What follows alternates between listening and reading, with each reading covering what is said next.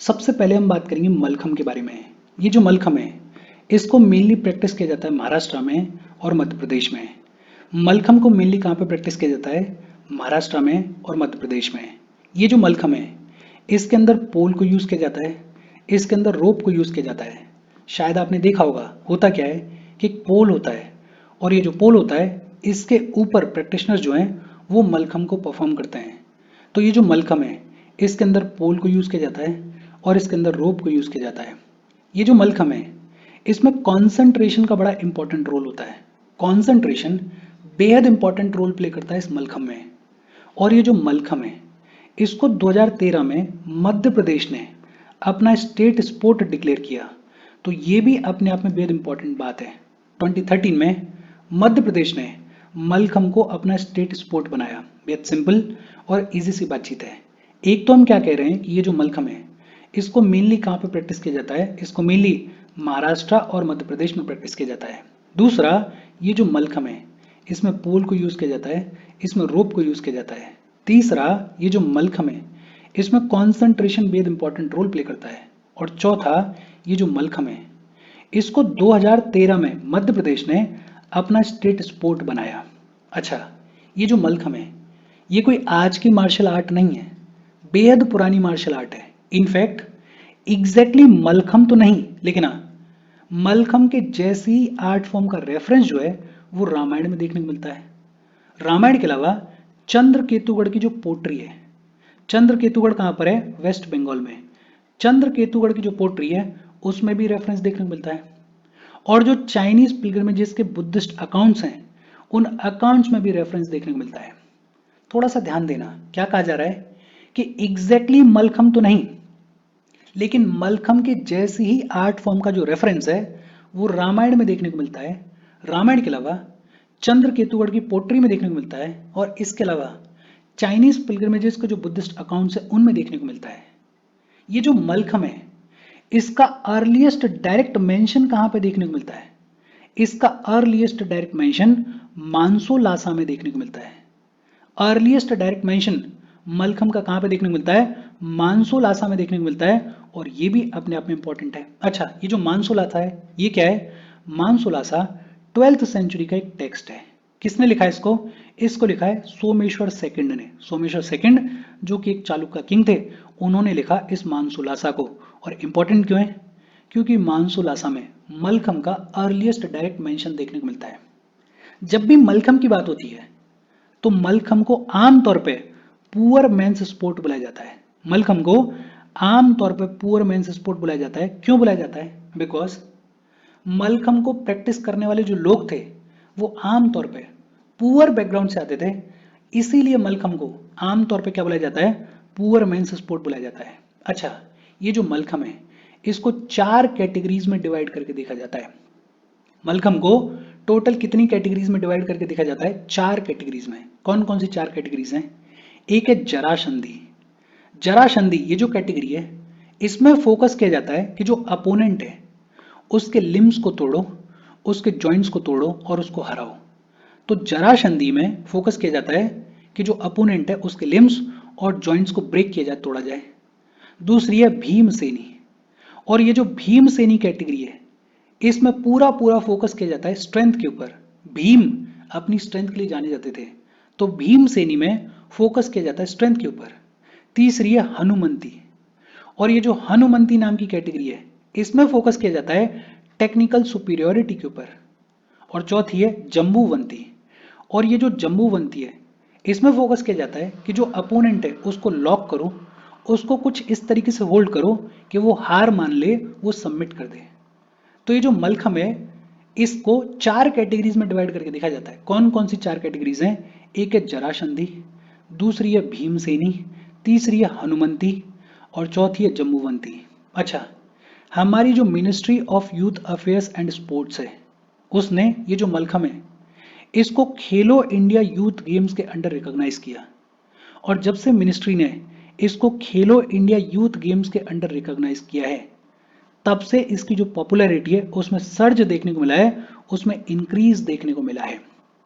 बेहद सिंपल और इजी सी बातचीत है। 2-3 चीजें ही हमको याद रखनी है। एक तो ये जो मलखम है, ये मलखम कहाँ पे देखने को मिलता है आमतौर पे? ये देखने को मिलता है महाराष्ट्र में और मध्य प्रदेश में। दूसरा, 2013 में मध्य प्रदेश ने मलखम को अपना स्टेट स्पोर्ट डिक्लेयर किया। तीसरा, ये जो मलखम है इसका अर्लीस्ट डायरेक्ट मेंशन कहाँ पे देखने को मिलता है? मानसोलासा में देखने को मिलता है। चौथा, ये जो मलखम है इसको आमतौर पे पुअर मेंस स्पोर्ट बुलाया जाता है। पांचवा, ये भी याद रख सकते हो कि ये जो मलखम है इसको 4 कैटेगरीज में डिवाइड करके देखा जाता है। कौन कौन सी 4 कैटेगरीज हैं? एक है जरासंधि, दूसरी है भीमसेनी, तीसरी है हनुमंती और चौथी है जम्बूवंती। और एक ये भी याद रखना है आपको कि हमारी जो ministry of youth affairs and sports है उसने ये जो मलखम है इसको खेलो इंडिया यूथ गेम्स के अंडर रिकॉग्नाइज किया है। बेहद सिंपल और इजी सी बातचीत है। फिर इसके बाद बात की गई है छेबी गढ़गा के बारे में। ये जो छेबी गढ़गा है ये एंशियंट मार्शल आर्ट है कहाँ की? मणिपुर की। ये जो छेबी गढ़गा है ये कहाँ की एंशियंट मार्शल आर्ट है? मणिपुर की। और इसमें शॉर्ड के साथ में और शील्ड के साथ में लड़ाई को लड़ा जाता है। होता क्या है कि एक सर्कल बना दिया जाता है। ये जो सर्कल होता है ये लगभग 7 मीटर का होता है और ये जो पूरी लड़ाई चलती है छेबी गढ़गा में वो इसी सर्कल में चलती है। और जो प्रैक्टिशनर्स होते हैं जो लड़ाई लड़ रहे होते हैं उनके हाथ में एक छेबी स्टिक होती है जिसकी लेंथ होती है लगभग 2 से 2.5 फीट के बीच में और एक शील्ड होती है और ये जो शील्ड होती है इसकी डायमीटर होती है लगभग 1 मीटर के बराबर। इंपॉर्टेंट क्या है कि ये जो छेबी गढ़गा है ये एंशियंट मार्शल आर्ट है और कहाँ की एंशियंट मार्शल आर्ट है? मणिपुर की एंशियंट मार्शल आर्ट है। बेहद सिंपल और इजी सी बातचीत है। 2 ही मार्शल आर्ट्स के बारे में अभी तक हमने पढ़ा है। होपफुली आपको चीजें याद हुई होंगी। हम आगे बढ़ें उससे पहले वीडियो पे लाइक के बटन को दबा दो। लाइक दबाना जरूरी है बिकॉज यूट्यूब ऐसे ही फंक्शन करता है। जब आप वीडियो पे लाइक के बटन को दबाते हो तो यूट्यूब वीडियो को कंसिडर करता है और थोड़ा सा पुश कर देता है। तो लाइक का बटन दबा दो, शेयर कर दो अपने सोशल मीडिया हैंडल्स पे, व्हाट्सएप वगैरह पे अपने फ्रेंड्स को। जो भी लोग इसमें इंटरेस्टेड हैं, इससे रिलेटेड पढ़ाई कर रहे हैं, उनको शेयर कर दो। अगर चैनल को सब्सक्राइब नहीं किया तो फॉर श्योर चैनल को सब्सक्राइब कर लो। और अगर आप केपेबल हो हेल्प करना चाहते हो तो आप हमें हेल्प कर सकते हो by clicking on the join button या फिर आप कंट्रीब्यूट कर सकते हो क्यूआर कोड को स्कैन करके। अच्छा, फिर इसके बाद बात आती है परिखंडा। ये जो परिखंडा है ये जो मार्शल आर्ट है इसको राजपूत ने क्रिएट किया। किसने क्रिएट किया? राजपूत लोगों ने इसको क्रिएट किया। और ये कहाँ पे देखने को मिलती है? बिहार में देखने को मिलती है। ये जो परिखंडा है इसको क्रिएट किसने किया? राजपूत लोगों ने क्रिएट किया। और कहाँ पे देखने को मिलती है? बिहार में देखने को मिलती है। ये जो परिखंडा है इसमें भी शॉर्ड को यूज किया जाता है और शील्ड को यूज किया जाता है। ये जो परिखंडा नाम की मार्शल आर्ट है इसमें जो भी स्टेप्स देखने को मिलते हैं, इसमें जो भी टेक्निक्स देखने को मिलती हैं, उनको बहुत वाइडली यूज किया जाता है छाव डांस में। छाव डांस में ये जो परिखंडा नाम की मार्शल आर्ट है इसके स्टेप्स को, इसके टेक्निक्स को यूज किया जाता है। ये जो परी वर्ड है, ये जो परी वर्ड है इसका मतलब क्या होता है? इसका मतलब होता है शील्ड। और ये जो खंडा वर्ड है, ये जो खंडा वर्ड है इसका मतलब क्या होता है? इसका मतलब होता है स्वॉर्ड, विच मीन्स कि स्वॉर्ड और शील्ड को लड़ने के लिए यूज किया जाता है इस परिखंडा नाम की मार्शल आर्ट में। ये जो परिखंडा नाम की मार्शल आर्ट है इसमें जो सबसे इंपॉर्टेंट चीज है वो है प्रैक्टिस ऑफ 40 या फिर स्टेप्स। बेसिकली जो मूवमेंट्स की प्रैक्टिस होती है वो सबसे इंपॉर्टेंट होती है। और इसमें ये जो मूवमेंट्स होते हैं इनको अलग अलग नाम से जाना जाता है। जैसे हाथी चाली, हाथी चाली मतलब एलिफेंट मूवमेंट। दूसरा बाघ चाली, बाघ चाली मतलब टाइगर मूवमेंट। तो ये जो परिखंडा नाम की मार्शल आर्ट है इसमें 40 या फिर ये कहें कि स्टेप्स या फिर ये कहें कि मूवमेंट्स, उनका बड़ा इंपॉर्टेंट रोल है। देखो परिखंडा ये जो मार्शल आर्ट है इसको किसने क्रिएट किया? राजपूत ने क्रिएट किया। कहाँ पे देखने को मिलती है? बिहार में देखने को मिलती है। एक ये भी चीज आप याद रख सकते हो कि जो छाव डांस है उसमें ये जो परिखंडा नाम की मार्शल आर्ट है इसके स्टेप्स को और टेक्निक्स को खूब यूज किया जाता है। और परिखंडा में जो सबसे इंपॉर्टेंट चीज है वो है प्रैक्टिस ऑफ 40 या फिर स्टेप्स। इसमें हाथी चाली देखने को मिलती है, बाघ चाली देखने को मिलती है। फिर इसके बाद है थोड़ा। और ये जो थोड़ा है ये कहाँ पे ओरिजिनेट हुई? हिमाचल प्रदेश में ओरिजिनेट हुई। ये जो थोड़ा नाम की मार्शल आर्ट है ये कहाँ पे ओरिजिनेट हुई? हिमाचल प्रदेश में ओरिजिनेट हुई।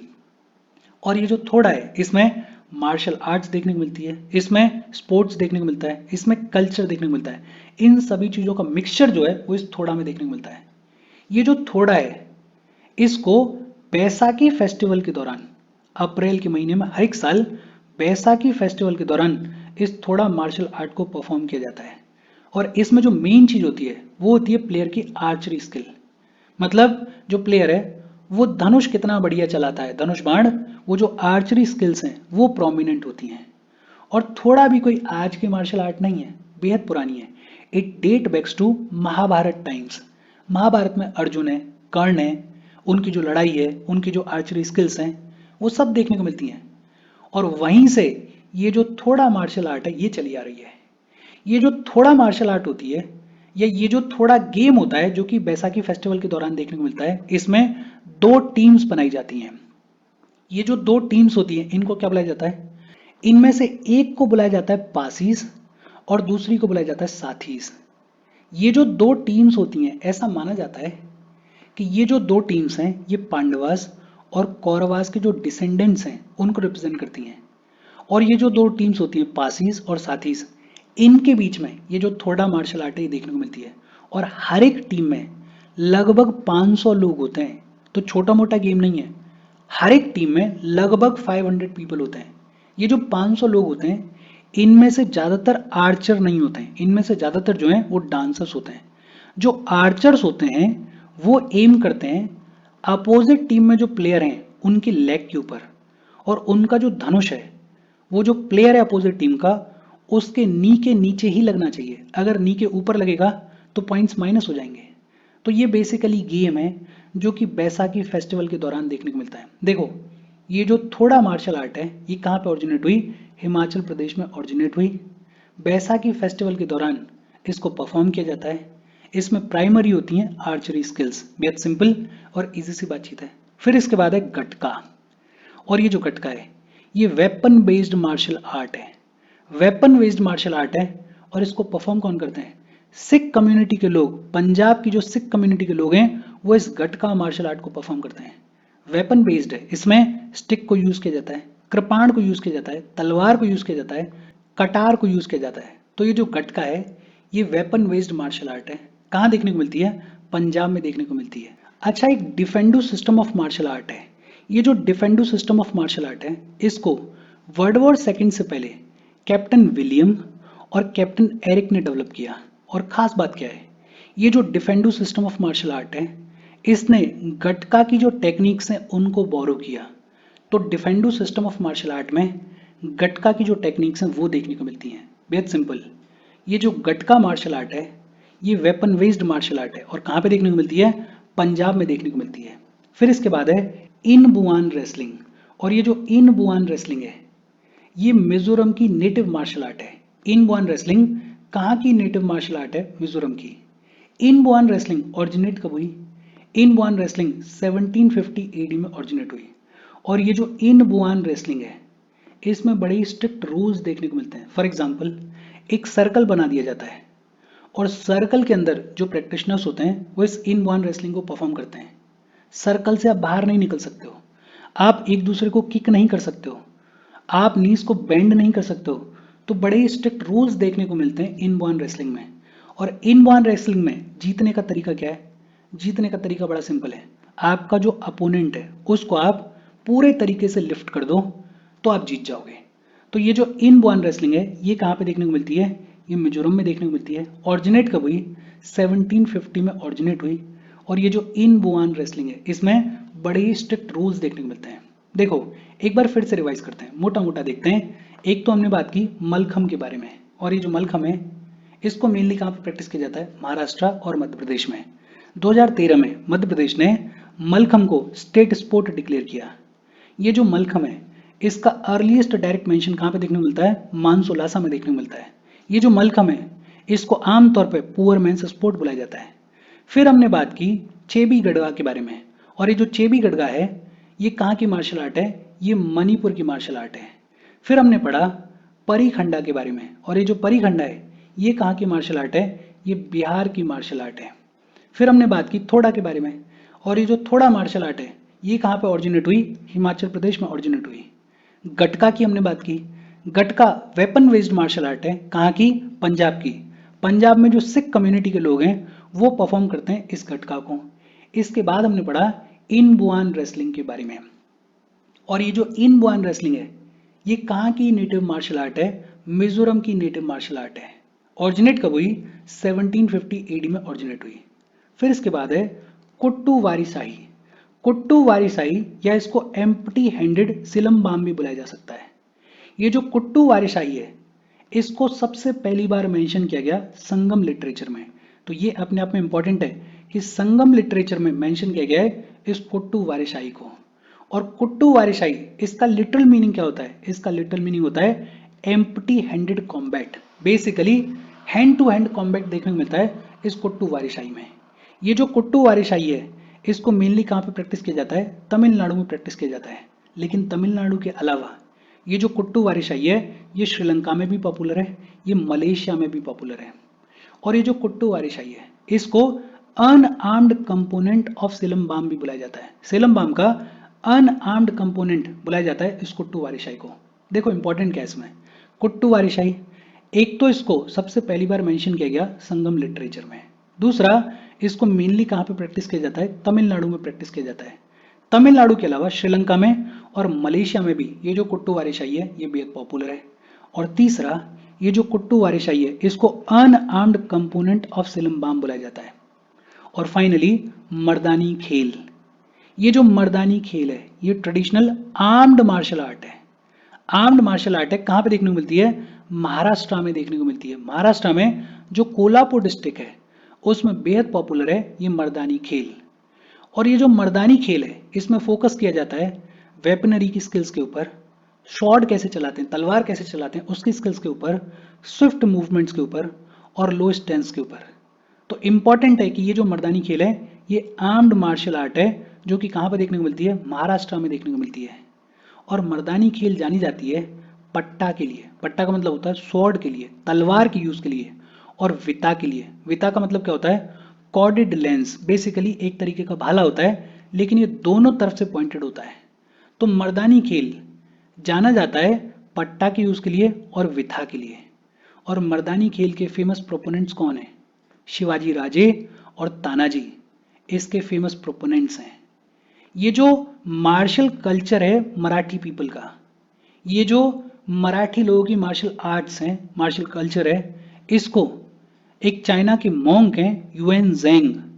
यूएन जेंग ने भी इस मराठी पीपल के मार्शल कल्चर को मेंशन किया है अपनी राइटिंग्स में। तो ये अपने आप में बेहद इंपॉर्टेंट है। मर्दानी खेल कहाँ पे देखने को मिलता है? महाराष्ट्र में देखने को मिलता है।